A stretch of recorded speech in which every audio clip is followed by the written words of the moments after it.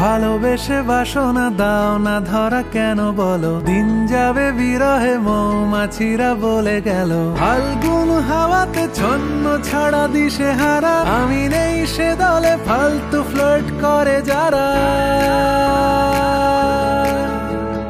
ফাল্গুন হাওয়াতে ছন্ন ছাড়া দিশে হারা, আমি নেই সে দলে ফালতু ফ্লার্ট করে যারা। ভালোবেসে বাসনা দাও না ধরা কেন বলো, দিন যাবে বিরহে মৌমাছিরা বলে গেল।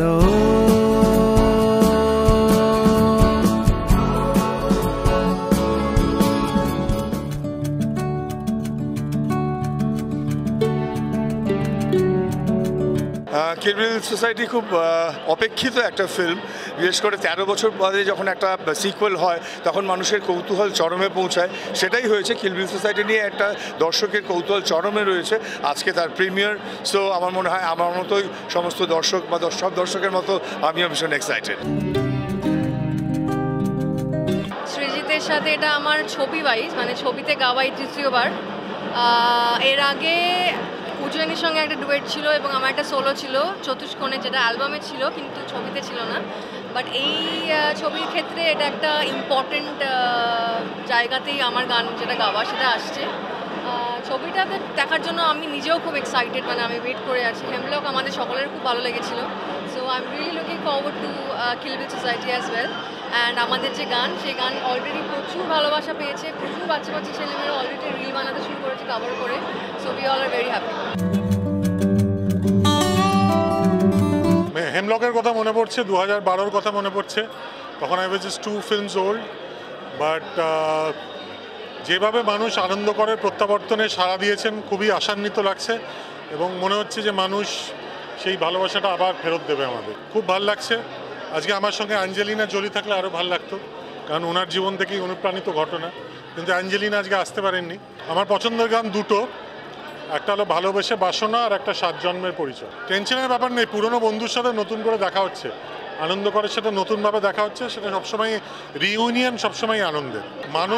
মানসিক স্বাস্থ্যের ওপর ডায়ালগ সেই সময় হেমলক শুরু করেছিল, সেই কাজটা আবার কিল বিল করলো।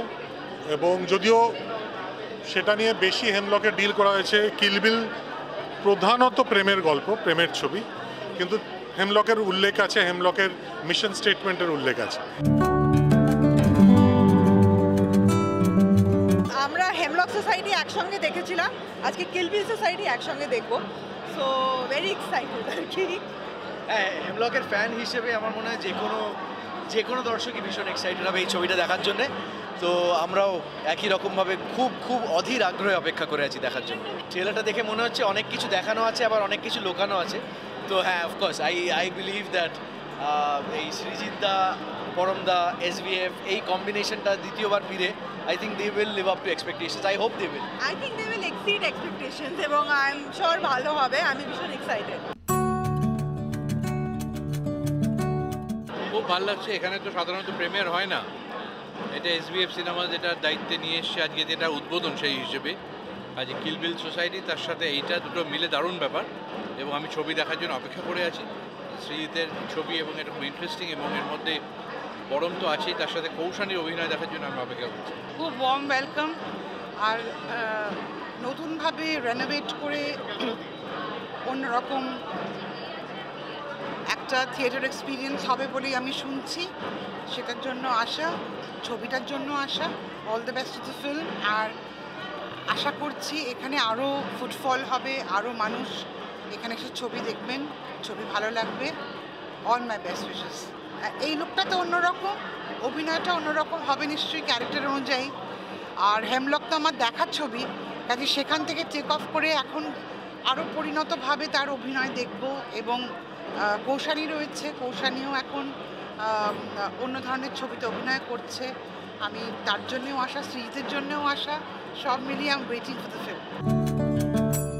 মৃত্যুকে আর কেই বা এনজয় করে বলো, তবে মৃত্যুকে এনজয় করার একটা প্রস্তাবনার মধ্যে দিয়ে আরও দেখা যাক জীবনকে আরও বেশি করে এনজয় করতে আমরা শিখতে পারি কিনা, সেই আশাতেই আসা। 2 দশকেরও বেশি সময় হয়ে গেল ইন্ডাস্ট্রিতে অভিনেতা হিসেবে, পরিচালক হিসেবে। তার মধ্যে একটা কথা বলতে পারি, যে কটা চরিত্র আমি করেছি গত 20 বছরেরও বেশি সময়ের মধ্যে, প্রায় 25 বছর সময়, তার মধ্যে আনন্দকর একটা এমন চরিত্র যেটা আমার এবং দর্শকদের দুতরফেরই মনের ভিতরে বসে আছে। তার মধ্যে আমার করা সেরা 5-6টা চরিত্রের মধ্যে নিঃসন্দেহে একটি। তো সেই কারণে নস্টালজিয়া তো আছেই, এবং ইচ্ছে আছে এবং আশা আছে যে মৃত্যুঞ্জয় করের মধ্যে দিয়ে আনন্দকর আরও বেশি করে মানুষের মনের মধ্যে পাকাপাকিভাবে আরও জায়গা করে নেয়। আজকে আমার কাছে একটা খুবই গুরুত্বপূর্ণ দিন, কারণ আমি সিনেমা করছি আজকে, প্রায় সিনেমা জগতের সঙ্গে আছি 25 বছর ধরে, কিন্তু আমার এই সিনেমাতে একটা অন্যরকম রোল, এবং সৃজিতের সঙ্গে এটা আমার প্রথম কাজ। আমার অপূর্ব অভিজ্ঞতা রয়েছে সিনেমাটাকে নিয়ে, আমার ক্যারেক্টারটাকে নিয়ে। দেখি এবার মানুষের কতটা ভালো লাগে, সেই জন্য যাচ্ছি হলের দিকে। মানে অসম্ভব জানে, পড়াশোনাটা অনেক ফার্স্ট, তো অনেক পড়াশুনো আছে। তো আমি তো দীর্ঘদিন অনেক পরিচালকের সঙ্গে কাজ করেছি, কিন্তু বিগত 15 বছর ধরে তো একটা বাংলা ছবিকে অন্য ধারা বা বলতে গেলে দর্শকের পছন্দকে শাসন করছে সৃজিতরা, সেদিক দিয়ে তো আমার একটা বিরাট বড় না। মানে অটোগ্রাফ একটা অন্য ধরনের সিনেমা, এবং যে আমরা তো ধরো দীর্ঘদিন ধরে কমার্শিয়াল ছবি করে আছি, অন্য ধারার যেসব ডিরেক্টর ছিলেন, তারপরে একটা শহর কেন্দ্রিক যে ছবির যে একটা শুরু হলো সৃজিত মুখার্জি 22শে শ্রাবণ, চতুষ্কোণ। যখন ফার্স্ট শুনেছিলাম যে এই সিনেমাটা হচ্ছে তখনই খুব এক্সাইটেড ছিলাম, এবং যখন সুজিতদা ফোন করে বললো যে সুনয়নার চরিত্রটা করতে হবে, খুবই খুশি হয়েছিলাম। এটা একটা স্পেশাল অ্যাপিয়ারেন্স, বাট ডেফিনেটলি সুজিতদার সঙ্গে আমার ফার্স্ট কাজ, তো কাজটা করেও খুব ভালো লেগেছে এবং চরিত্রটাও খুব ভালো লেগেছিল। তো ডেফিনেটলি আমি খুব এক্সাইটেড। আর হেমলক সোসাইটির ওই নস্টালজিয়াটাকে আবার একটু শুটশুটি দিয়ে জাগানো, এবং আমি ডেফিনেটলি মানুষের খুব ভালো লাগবে, কারণ গল্পটা যখন ফার্স্ট শুনেছিলাম খুব খুব ভালো লেগেছিল। তো আশা করি আপনাদের দর্শকদের সবার খুব ভালো লাগবে। রিলিজ তো হচ্ছে, মানে তোমরা দেখে নিলেই বুঝতে পারবে। বাট হ্যাঁ, খুবই একটু জটিল চরিত্র তো, এবং সৃজিতদা যখন অলওয়েজ মানে বলেছিলেন আমাকে যে সুনয়না তুই হতে পারবি, তো সেটা আমার কাছে একটা খুব বড় ব্যাপার।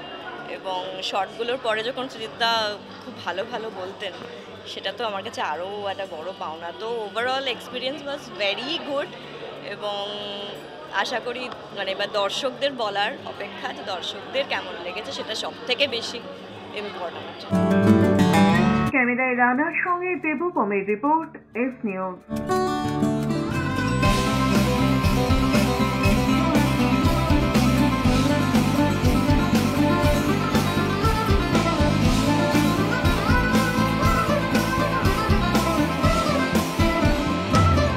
তোমার যে রাতে দুয়ারের ভাঙা ঝড়, হাতের মুঠোতে প্রাণের ভোমরা ভরা, আমাদের রাতে জাগে কণ্ঠস্বর, নোয়া নৌকাতে জল ফড়িংয়ের চড়া, ভেসে আসে কিছু